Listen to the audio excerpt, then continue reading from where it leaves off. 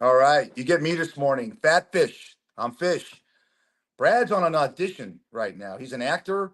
I think it's an audition for a donut commercial. You think he'll get it? I think yes. Um, I have a special guest today. What the mantra of Fat Fish is all about, besides Brad and I being idiots, is that we're really big into philanthropy. And a really good friend of mine named Bobby Owens comes into my bar one night years ago, and he brings me this 36 UCLA 36, UCLA, Pac-Man, and gives me the story about Nick Pasquale. And I was in tears. Bobby's big into the Nick Pasquale Foundation. And this is a story we're going to bring you about a family that turned a tragedy, the loss of a son and the loss of a brother, into a foundation that's going to forever carry Nick Pasquale's legacy.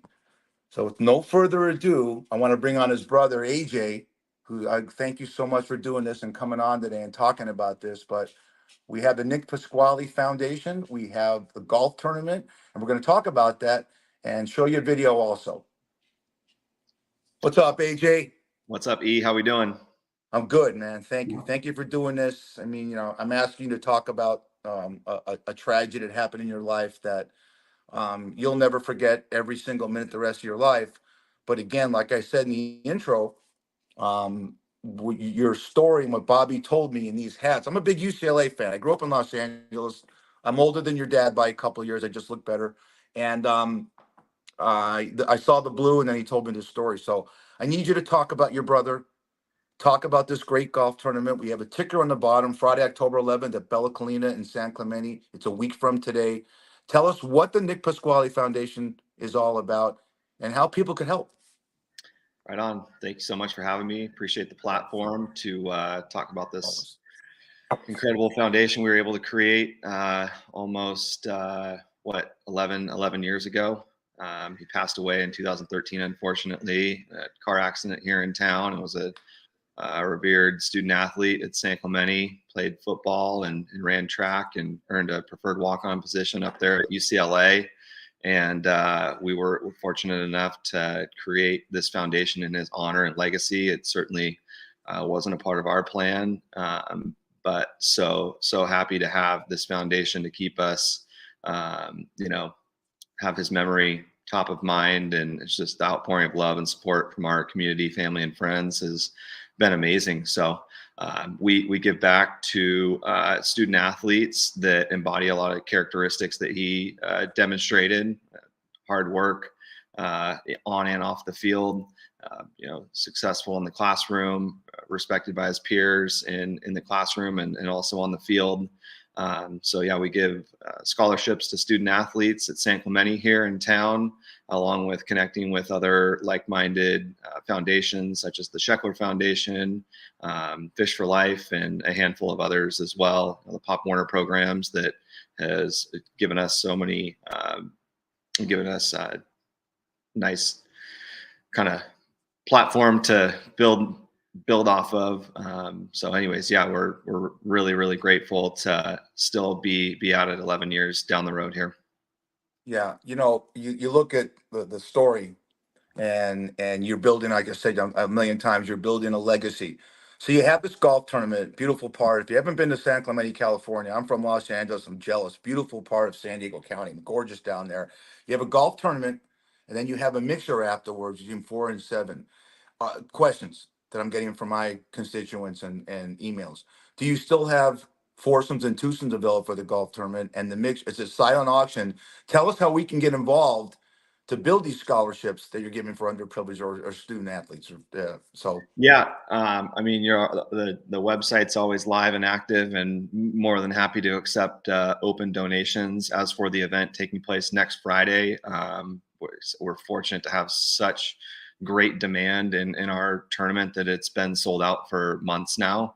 It used to be an open enrollment, and now it's turned into more of an invitational. So if you are interested in participating and kind of feeling the environment and the vibe that we have up there, I would encourage you to ping us an email and just get on our radar to incorporate you in some of our marketing and event efforts that we have. This is our one and only event that we do. I got a day job. My parents have day jobs, and this is the one event that we put on throughout the year that allows us to give back throughout the whole year. So it's a very, very important event for us that takes a lot of effort and work to put on, but with the support of everyone, it's been incredible. So I would say ping us an email, check out the website, and then also our social media as well. Facebook and Instagram primarily is where you can be updated. But if you were interested in participating in the event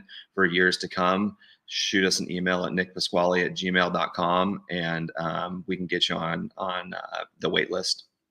Okay. And again, nickpasqualefoundation.com. We're going to shoot this. Hey, Molly, that's my dog. She just wants to say hi. nickpasqualefoundation.com. I will shoot that all week on the podcast tomorrow. We do show 80 with Brad Grunberg. Also go to, I gotta put this up here real quick. Sorry. I don't know if you can see that. I think that's 38-28 against the hated ones. Oh, yes. USC. Yeah. That's the hated ones. Yeah. We'll get into that for a second, but really quick, just to drive people towards the foundation, when you go to fishgrunny1@gmail.com, which is our email for Fat Fish, we'll get you some more information, because we want to help this organization get sponsors, and anytime you could help underprivileged or someone get a scholarship, it's tremendous. And like I said, it touches my heart what you did. I grew up in Los Angeles. I say a million times, big UCLA fan. We had your dad in the podcast months ago. He was great. And we went down nostalgia lane and talked about the great USC UCLA games and stuff like that. And your brother played.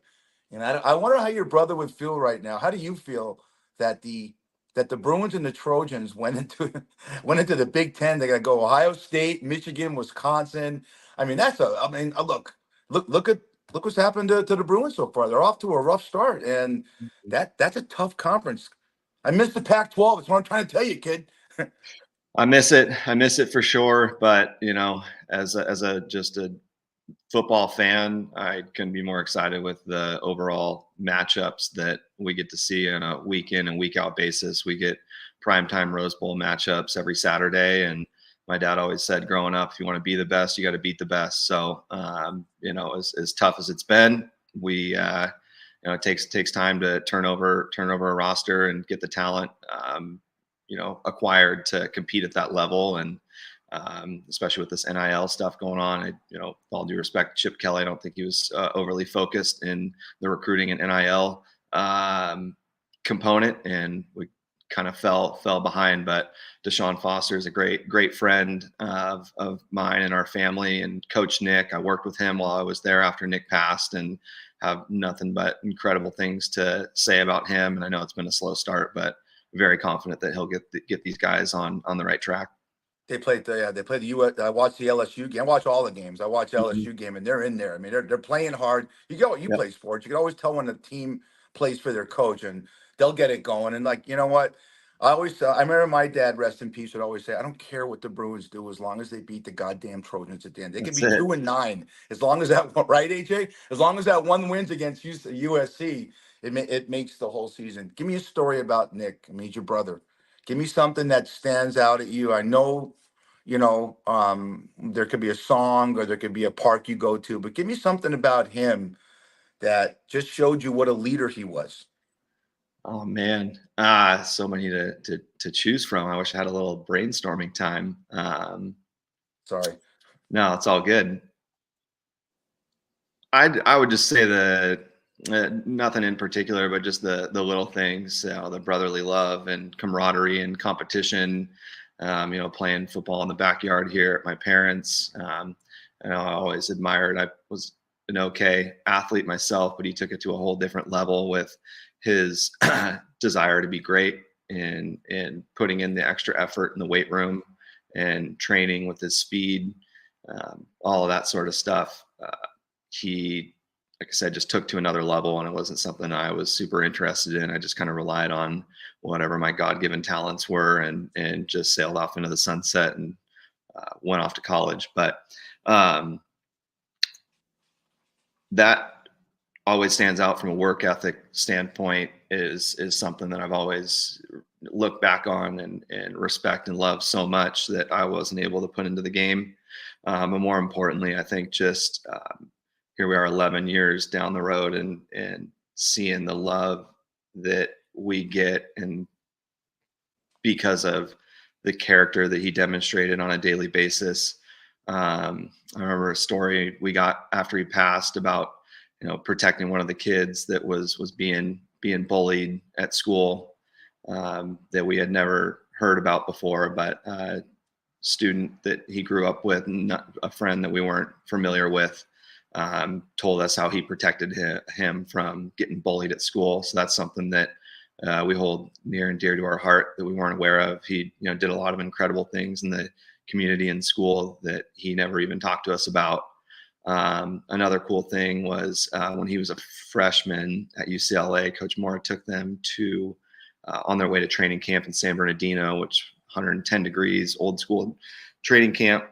Before they went there, he took them down to San Diego to do some Navy SEAL training for 2 straight days. They had the blinders down. They thought they were going to the valley, and they rolled up into a very, very intense environment being trained by Navy SEALs for almost 48 hours straight before going into, 2 weeks of hell in the heat. But while they were out there, we heard a lot of really cool stories about him just thriving in that environment and loving every second of it. Maybe not loving it, but embracing it. And they did a night exercise where they were getting in the boats and had to go out around a buoy and come back in. And when they were coming back in the surf, a boat capsized, and one of his teammates, who wasn't, familiar with the ocean. We grew up in San Clemente, greatest city in the world, hidden gem that's probably not going to be too hidden anymore. But we're very comfortable in the ocean. We grew up on the beach and surfing and playing volleyball and all that stuff. So his teammate was struggling and damn near drowning, and he told us that he saved his life that evening. So that's another one of many examples that we're so proud to see what he was able to do. And when we were in the queue, you said you had 3 young kids, and Yeah. they're gonna grow up to this foundation and this golf tournament. You guys are gonna keep that legacy going. I'm using the word legacy a lot, and they're gonna learn what a leader their dad is with you because you're doing this.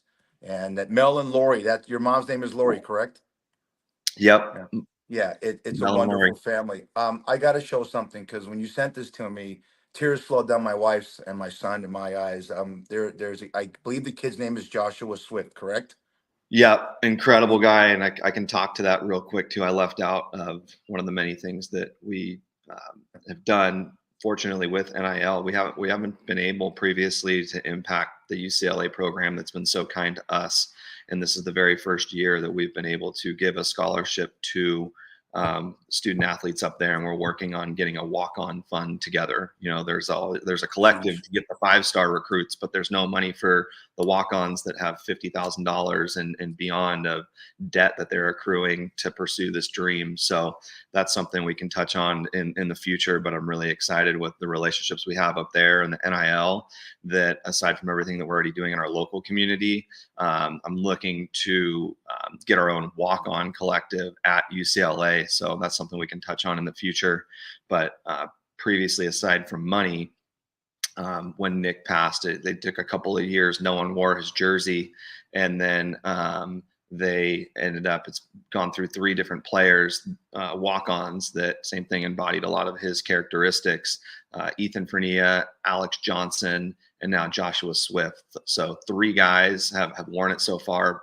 Both of those guys were walk-ons and are now in the NFL. Not that it matters if you got to go to the NFL or do great things in the professional world, but just stand-up guys that we are so proud to have wear that number and carry on the legacy, as you've said. So every time we get to turn on the TV and see the number running out there brings us great joy and pride for sure. So feel free to run the tape. I would love to run the video because it's tear jerking, and the way you guys put this together. And again, This furthers the story and the legend of Nick Pasquale. My name is Joshua Swift. I'm a fifth year. I play safety, and I will be wearing number 36 this year. Number 36 was owned by Nick Pasquale when he came here. He passed away sadly in 2013, and only 2 other players have worn it since. So Ethan Fournier has worn it, and Alex Johnson has worn it, and now I'm going to be the 3rd person to wear it. The number 36 is usually given to someone who represents the same things that Nick Pasquale represented. You know, his love for the game, his love for the people around him, his gratitude, leaving it all out there, and just making the most of his opportunity. And seeing that 3-6 out here on the field, you know, gives us what we need to keep pushing forward. And there's no one else that embodies those characteristics here than Joshua Swift. It's a reminder and a responsibility just because of what he embodied. You know, leaving it all out there. It doesn't matter what people tell you, you can achieve whatever you want to achieve, you know, and that's what he did. And that's what everyone has done that's worn this number. It's a huge, huge honor and blessing to be able to wear this number to honor Nick Pasquale's legacy. You know, I never got to meet him, but just the things I've heard from people in the program and even fans and people around the program that love him so much and what he means to the program, just, it goes beyond football. I mean, I think everyone wants to be a part of something bigger than themselves. You know, they want to be a part of a family, they want to be a part of a team, they want to be a part of a community. You know, I get to represent the name on my back, my last name. I get to represent UCLA, the colors, the logo, and now I get to represent something with the number as well. He's left a huge legacy on this program as a whole, the people within it and everyone around it, and it's amazing to be able to honor that legacy.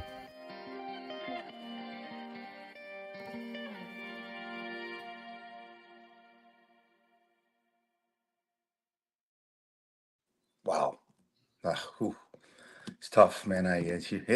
You look good on camera, kid. You know? Yeah. Is that Ducky Drake Stadium where you guys shot that at? Is that right by the old No, Pavilion? it's near it. That's their practice facility, right near Drake Stadium. Okay.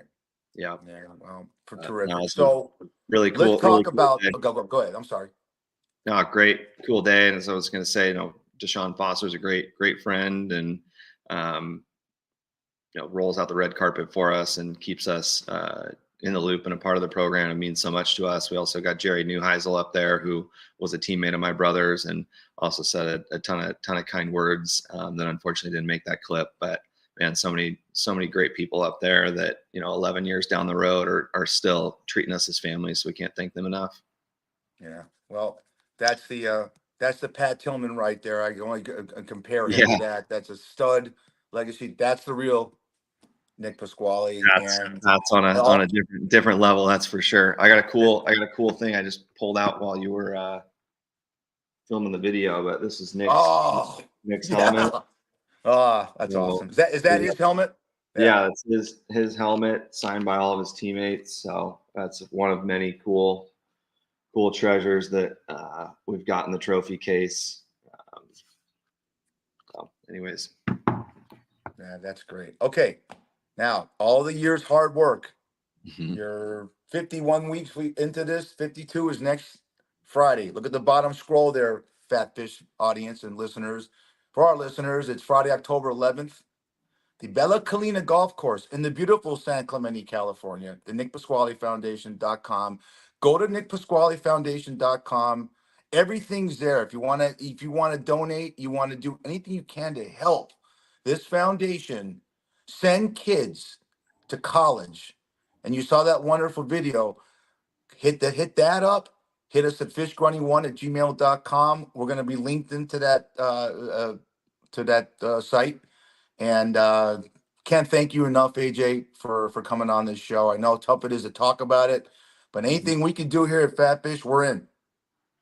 Thank you so much. I appreciate the platform, appreciate the time, and always a pleasure getting a chance to talk about my brother and the foundation we've created. So a lot of hard work's gone into the event. It's about to take place next Friday, and I just can't wait to tee it up, have a good time, raise a bunch of money, and be able to give it back. Dad always says it's a lot better to give than receive. So all the hard work that's gone into it, can't wait to just I said, have a good time with all of our friends, family, and community, and then dish it all out throughout the year and do it all over again. So if you guys are interested in getting involved, please check out our website, our social media, Facebook, Instagram, and send us an email at nickpasqualefoundation@gmail, and we'll get you on our radar to get more involved in the future.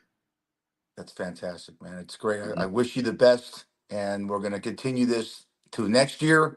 And every time you see my ugly face on, the Nick Pasquale Foundation has talked about. We talk about Nick. I'm going to brag on every podcast. We talk about philanthropy. I know you and Bobby Owens is going to be you're going to have a great time down there. He's the best and fun to be around. Yeah. One last thing. It's kind of off. Is Sam Darnold of the Vikings? Is he from San Clemente, or is it? He is He is. great friend as well. You know, although he's a Trojan, he's family for sure. And we couldn't be more proud of the success that he's having right now. It's long overdue. The NFL is a very tough business to succeed in, as we've seen. And we've attended a handful of his games when he was with the Jets. I don't know if we went to New York and Chicago while he was with the Jets, but my gosh, he deserves all the success that he's receiving right now, and we're the biggest fans wherever he goes. So can't wait to see him keep it rolling into December and beyond. If you ever get to Vegas, bring Mel and Lori, Shucks Tavern, where I work. You get up here, love to wine and dine you, and again. Enjoy. I know enjoy next Friday, even though it's sentimental and it's melancholy at times, but a great thing you're doing. We appreciate it. Again, everyone, Fat Fish, AJ Pasquale, nickpasqualefoundation.com. Thanks, buddy. Thank you very much, E. Have a good one. Right, you too. Wow. Look at his hat, huh? It looks good on me. I look like a coach. Look like Harbaugh, don't I, a little bit? Jim Harbaugh. I'm better looking. Yeah, it's tough. We talk about this, like I said, on every podcast, and they turned a horrible tragedy. Kid gets hit by a car, and now every year they're using his statue because of a great kid that he was into providing scholarships for underprivileged kids, and not everyone gets an NIL. So tomorrow, on Fat Fish is number 80. Okay. Me and Brad are going to sit there and chop it up. We got a lot to talk about. We'll be on about 9:00 in the morning, West Coast time. I hope you got that audition. Everyone enjoy your Friday. This is Fish from Fat Fish. Let's set a little music here.